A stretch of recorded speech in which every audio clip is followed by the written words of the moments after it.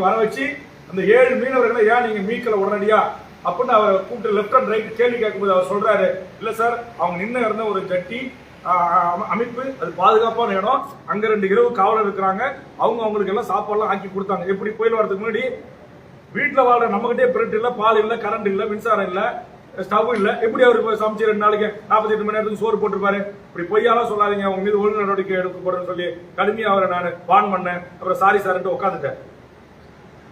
எனக்கு முதலமைச்சர் கொடுத்த ஒரு சின்ன அதிகாரம், அரசு உரிமை குழு தலைவர். இன்னைக்கு தமிழ்நாட்டுக்கு 38 மாவட்டத்தில் 36 மாவட்டங்களுக்கும் போய் என்னால் முடிந்த அளவுக்கு அதிகாரிகளை அன்பாவோ கொஞ்சம் விரட்டியோ நான் இன்னைக்கு பல அரசு இயந்திரங்களை முடுக்கி விட்டு பல முன்னெச்சரிக்கை நடவடிக்கைகளை நான் எடுத்துட்டு வரேன்.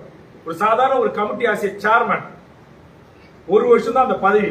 இந்த 1 வருஷ பதவியை வைத்துக் கொண்டு தமிழ்நாடு முழுக்க இருக்கிற அத்தனை district collector and SP, police commissioner, DRO 7 பேர் மாத்திக்கிட்டாங்க. மீனவர் வாழ்வுரிமை சங்கத்துடைய தலைவர் ஏகாம்பரம் தொடர்பு கொண்டு சொல்றாரு, நான் முதலமைச்சருடைய செயலாளருக்கும் காவல்துறை ஐடி இன்டெலிஜென்ஸுக்கு சொன்ன பிறகு அந்த செய்தி அங்க தெரியுது. அது வரைக்கும் மாவட்ட நிர்வாகமே இங்க வந்து வெளிப்பாடு கேட்டுக்கொண்டிருக்கீங்க. அப்புறம் நான் நேரடியா போய் உட்காந்து அங்கிருந்து ஏர்போர்ட் மாஸ்டர் சீஃப் கிட்ட பேசி அப்புறம் 1 மணி நேரத்துக்குள்ள ஹெலிகாப்டர் அங்க வருது. இப்ப என்ன அன்னைக்கே பத்திரிகை சென்னை சட்டமன்றத்துல இருந்து வெளியே வந்து அதை நான் பிரஸ் மீட்ல பதிவு பண்ணிருக்கேன்.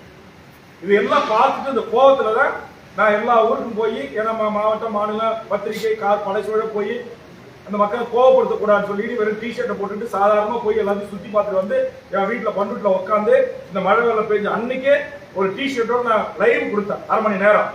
அதுல எல்லா செய்திகளையும் நான் குறிப்பிட்டேன். இந்த மீனவர்கள் எப்படி அங்க மாட்டிக்கிட்டு தத்தளிச்சாங்க, எப்படி நான் அரசு உயரதிகாரிகளை போய் நேரா சந்திச்சு அவர்களை மீட்டு அப்படின்றத அன்னைக்கு நான் பதிவு செஞ்சேன். அப்ப என்ன பண்ணிட்டு இருக்கீங்க?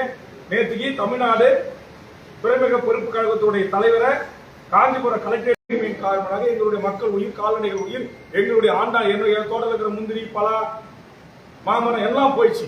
நூற்றுக்கணக்கான 1000கணக்கான ஏக்கர்ல என் தொகுதியில மக்கள் கொய்யாமரம் பூரா திருப்பிச்சு ஒடிச்சிச்சு. வாழை இங்க ராமாபுரத்தை வைசோன போல ராமாபுரம், கண்ணாரப்பேட்டை, அப்படியே குமலங்குளம், ஏப்புதூர், நர்சரிக்குப்போம், ஏவூர், புலியூர் காட்சக, சமட்டிக்குப்போம், கிருஷ்ணபாளையம், புள்ளஞ்சாவடி, இப்ப இளங்கப்பட்டு, ஆலப்புக்கு எல்லாம் தமிழ் எங்க பார்த்தாலும் யாரெல்லாம் வாழை விவசாயம் செஞ்சாங்க எல்லா வாழையும் எல்லாம் முறுக்கிச்சு, எல்லாம் ஒடிச்சிச்சு. ஒரு ஹெக்டருக்கு 2.5 ஏக்கருக்கு சேர்த்து நீங்க 17,500 கொடுக்குறீங்க. சவுக்கு கம்பு வாங்கிருப்போம் ஒரு டன், அது இன்னைக்கு ஒரு டன் 40,000. சவுக்கு முட்டு கொடுக்குற சவுக்கு கொம்பு கூட நீங்க காசு கொடுக்கல. ஒன்றிய அரசுக்கு நிதி கட்டா ஒன்றிய பாரதிய ஜனதா அரசு தமிழ்நாட்டு மக்களை வெறும் 984 கோடி கொடுத்தா போதுமா? 25,000 கோடிக்கு மேல இழப்பு ஏற்பட்டிருக்கு தமிழ்நாட்டு. எதுல ஏற்பட்டாலும் அந்த உயிர், அதை சார்ந்து வாழக்கூடிய குடும்பத்திற்கு ஒரு நிரந்தர நிதி ஆதாரத்தை உருவாக்கி தர வேண்டியது ஒரு நியாயமான கோரிக்கை. இது அதிமுக ஆட்சி, திமுக ஆட்சி, எல்லா ஆட்சியும் நான் கோரிக்கை வைக்கிறேன்.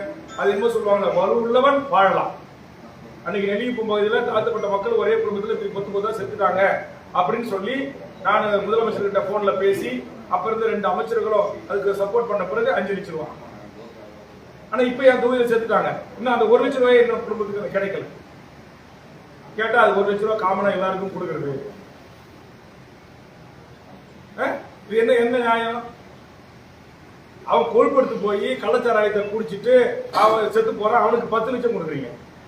உங்க அரசு அதிகாரிகளுடைய நிர்வாக திறமையின்மையின் காரணமாக, மாவட்டத்தில் இருக்கிற பல உயர் அதிகாரிகளுடைய பொறுப்பின்மையின் காரணமாக ஒவ்வொரு மாவட்டத்துக்கு நியமனம் செய்யப்படுகின்ற மானிட்டரிங் ஆபீசர் என்று சொல்லக்கூடிய சூப்பர்வைசர் அதிகாரிகள், அந்த நிர்வாக மேலாண்மை செய்யக்கூடியவர்களுடைய திறமை உங்க இஷ்டத்துக்கு நினைச்சா 1 லட்சம் கொடுக்குறீங்க. ஒரு உயிருக்கு வெடி பட்டாசு ஆலை தொழில் விபத்துல இருந்தா 1 லட்சம், அப்புறம் திடீர்னு அப்புறம் அடுத்த மாசம் செத்து விட்டா 2 லட்சம், அதுக்கு அடுத்த மாசம் செத்து விட்டா 3 லட்சம். இங்க ஆத்து மணல சுரண்டி பொக்கிங் வச்சு அளவுக்கு மீறி எடுத்து அந்த மண் புதைக்குழியில இருந்து அதுல என் தொகுதியில கடந்த உங்களுக்கு தெரியும், ஒரே குடும்பத்துல 7 பேர் துணிஞ்சு வைக்க போய் குளிக்க போய் அந்த புதைக்குழி உள்வாங்கி செத்துக்கிட்டாங்க. சட்டமன்றத்தில் அவ்வளவு ரகலை பண்ணி பிரச்சனை பண்ணாங்க. அதுக்காக மகண்டையில தடுப்பு சுவர் அமைக்கணும், அந்த பட்டாம்பாக்கம், நெல்லிக்குப்பம் ஃபுல்லா கம்மிட்டா ராட்சத வீரான ராட்சத பைப்புகளை புதைச்சி கடலினுடைய சீற்றத்தை எதிர்கொள்வதற்கு எப்படி காசிமேட்ல இருந்து திருவண்ணாமலை வரையிலும் கான்கிரீட் பெரிய பெரிய பாறை கற்களை கொண்டு தடுப்பணைகள் ஏற்படுத்திருக்கோம். அதே மாதிரி தடுப்பணைகள் ஏற்படுத்தணும்னு சொன்னேன். இன்னைக்கு ஏற்படுத்திருக்காங்களா? அப்ப தொடர்ந்து மனித உயிர்கள் செத்துக்கிட்டே இருக்கும், கால்நடைகள் செத்துக்கிட்டே இருக்கும். வெள்ளம் வந்து ஆத்துல வந்து டேம திறந்து விடும் போது அல்லது பெரு வழையும் போது ஊரை அடிச்சுட்டு போவோம். துணிமணி எல்லாம் கையில கட்டண பொட்டையோட துணியோட நாங்க எல்லாம் வெளியேறணும்.